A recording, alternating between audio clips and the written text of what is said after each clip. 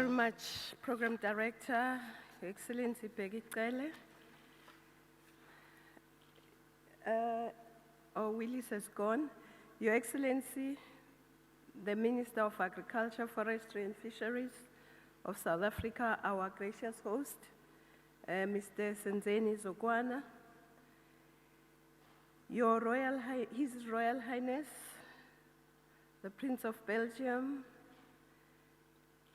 Dr. José Graziano da Silva, Director General, Food and Agriculture Organization, Minister of Water Affairs, Nomvula Mkonyane, and all the ministers who are here, and deputy ministers and leaders of delegations.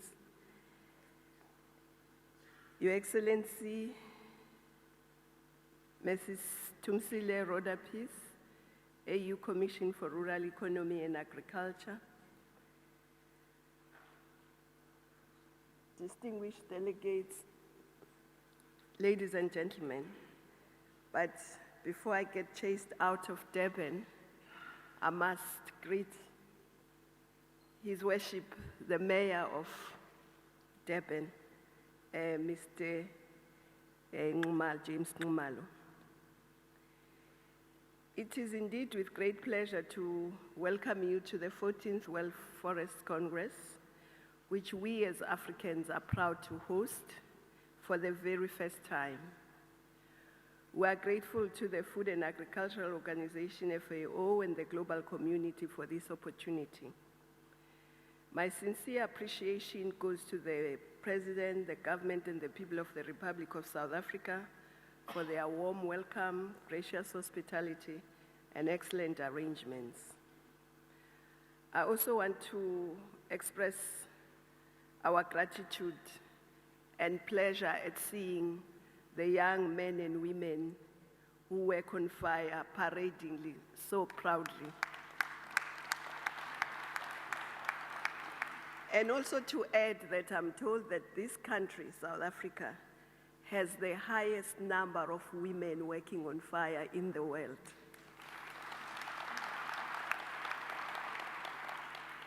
Excellencies, the theme of addressing climate change through sustainable forest management is timely, since the global community is working on finalizing an important global processes with far-reaching consequences on the sustainable management of world forests and resources.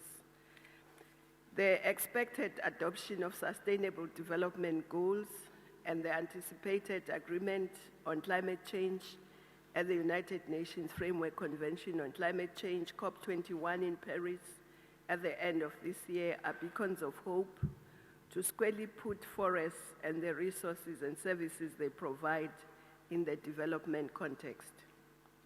I trust that this Congress will provide further insights and opportunities as the global community concludes these landmark agreements. Excellencies, ladies and gentlemen, the African Union attaches a high premium to forests.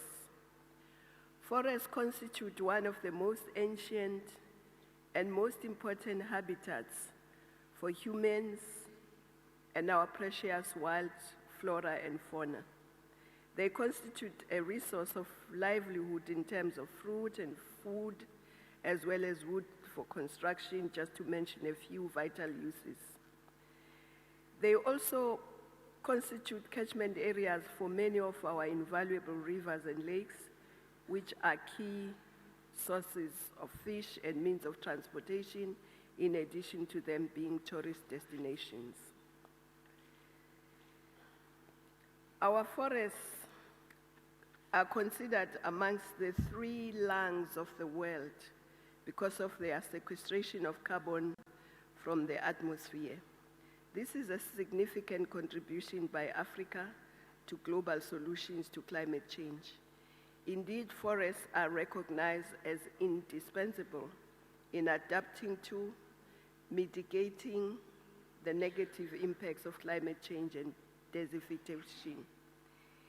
In light of these opportunities, challenges, and prospects, the African Agenda 2063 portrays a continent whose forests and other natural resources are sustainably managed for the inclusive growth and shared prosperity of all Africans.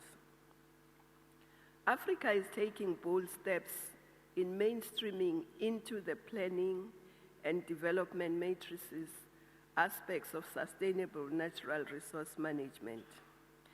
The June 2014 summit of the African Union called for the elaboration of a continental sustainable forest management framework, which will provide a vision and direction for forest management in Africa for the coming decades. Work on this draft framework has started in earnest, thanks to our partnership with FAO, the African Forest Forum, and other partners. Forests and woodlands in Africa occupy an estimated 650 million hectares, 21% of the land area of our continent. This accounts for 16.8% of global forest cover. Many of the forests are severely fragmented due to the encroachment of an expanding human population, human activities such as agriculture and urbanization. We must therefore explore sustainable means for the necessary expansion and human activities. The exploration of sustainable means ought to pay particular attention to the reducing emissions from deforestation and forest degradation. Africa, with the second largest contiguous block of forest in the world, stands to benefit a lot from this mechanism, provided we put in place the right institutional and policy frameworks.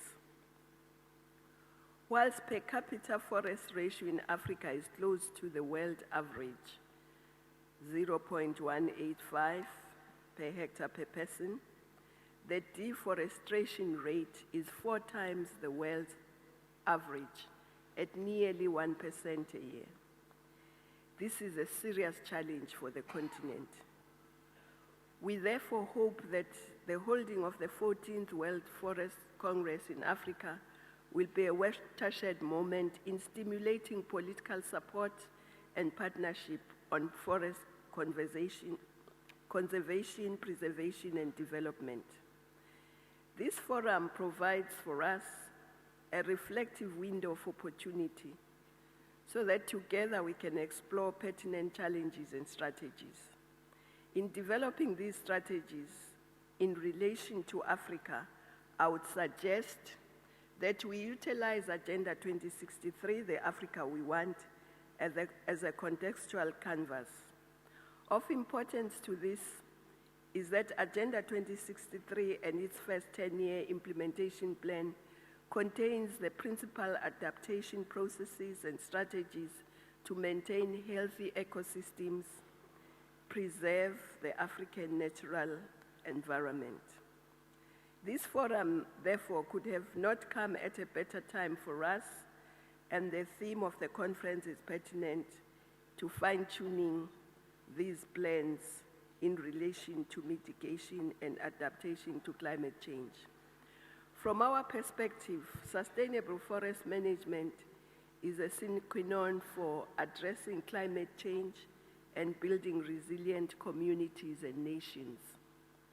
For us and the world, forests are important in determining the accumulation of greenhouse gases in the atmosphere. African forests store about a quarter of this total. However, this great storage capacity also means that when we cut down the trees, the impact is disastrous.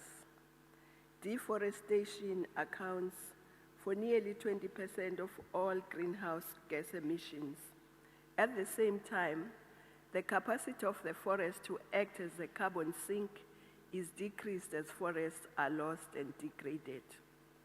The effect of this degradation are also beginning to impact on our coastal forests, which are known to help reduce risk from disasters relating to climate extreme and sea level rise and coastal flooding.